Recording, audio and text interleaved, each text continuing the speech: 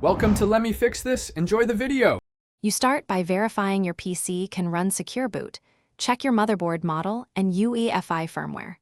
Once done, create a Windows Recovery USB and back up the boot drive so you can recover if something breaks.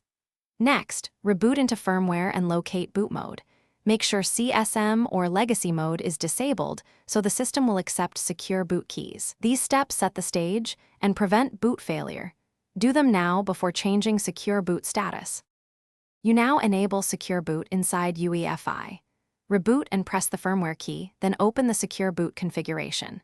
If OS type is not Windows UEFI, change it, then load or enroll factory default keys, platform key, KEK, and DB, so the firmware recognizes signed bootloaders. After loading keys, set Secure Boot to enabled and save changes.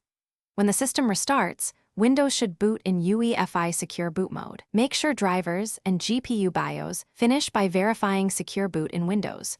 Open system information and confirm Secure Boot state is on. Then launch Battlefield 6. If the game still errors, update GPU drivers and Windows, and verify Microsoft Store or Steam files are intact.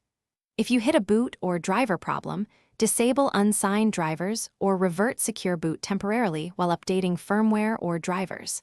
As a key tip, keep your firmware and GPU VBIOS updated. Unsigned low-level components commonly block.